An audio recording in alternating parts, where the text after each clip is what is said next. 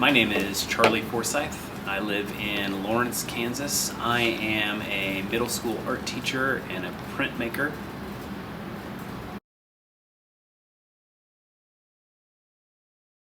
And how did you get into printmaking? I was kind of late to the game with printmaking.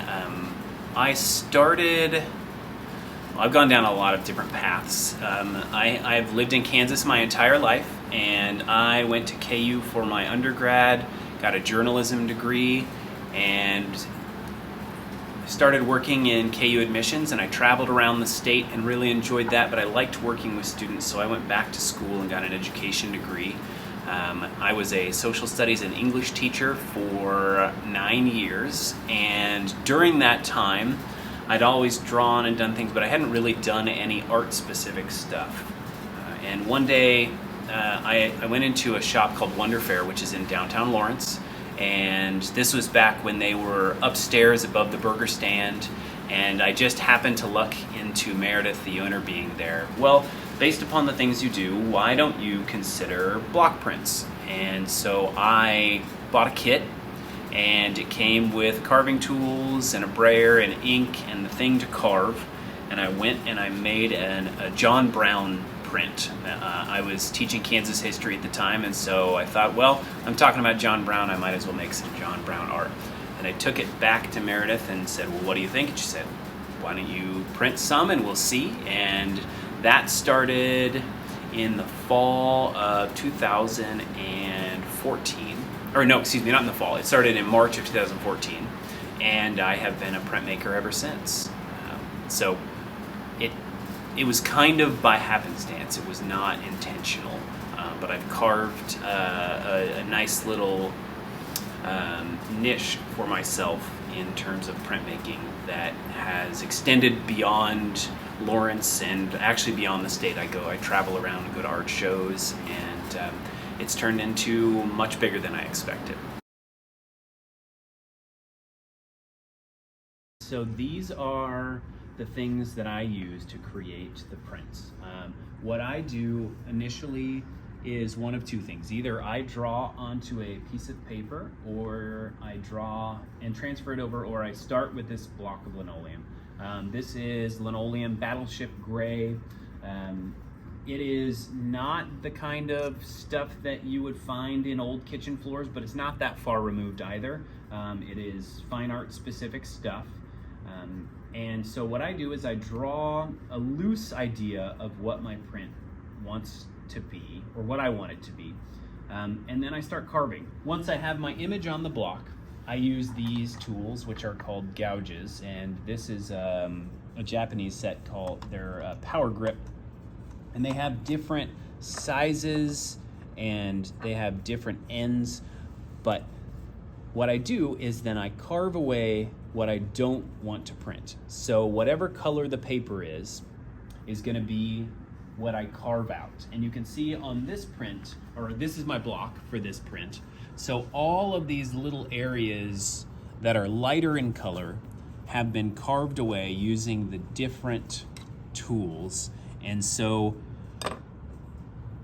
these spaces, when I ink it up, they don't catch the ink, and therefore that's what creates the block print. And this is it's kind of different in a couple of ways from drawing or painting. One, you're doing everything in reverse, and especially with the carving, you're taking away. So it's like almost a reverse twice, because the image you can see when you look at the block versus the final, it is reversed from that. So you have to be aware of that when you are planning your print. Okay. So this is a commission. I was approached after having my work seen at the Smoky Hill River Festival, which, if you've never been, is amazing. I really, really like it. I'm very sad that I'm going to miss it. This is my first year, other than the COVID year, that I've missed it in 6 years. My wife is expecting in June, so I was invited back. I won an award last year, and I won an award at the last couple of years. So I've been lucky enough to continue to go back, and they pushed me my acceptance to next year. But I was at Smoky Hill, and I was contacted based upon the work that had been seen at the show about potentially working with the group to make a print for the Prairie-Chicken Festival. What I am doing now is I have ink and I am using, this is kind of this is like a frame. You can really find anything that you need to use for rolling out. So this is a brayer, and this is actually, it's funny, I've been doing this for a long time. And I have a bunch of others, but this is the first brayer that I used and I got in my first kit, and I still come back to it. I don't know why, but it's the one that I use. So I roll out the ink, and for those of you who have done this before, maybe this sound is bringing back memories of junior high or high school, but there's a certain sound and feel that shows that the ink is on the brayer correctly. And basically what I'm doing is putting ink onto my block so that then I can use pressure to transfer it over to the paper. But you can see that there are all of these different things that go into a successful or unsuccessful print, like weather, humidity, temperature. It's just kind of a process.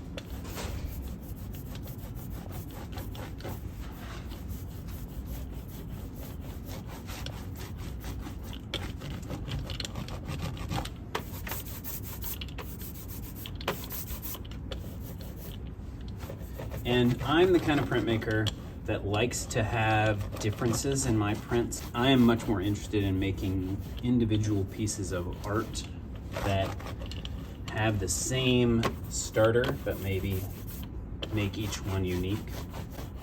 And do you ever do multicolor prints? I have done in the past,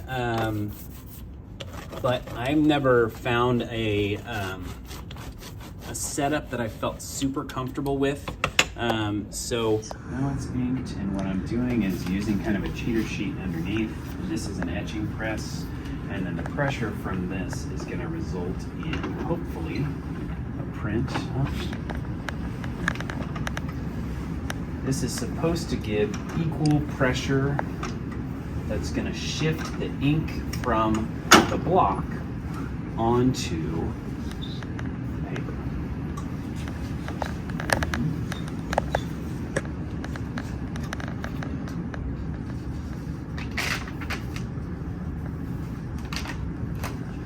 The end result is a print that is individual and unique and original from the block.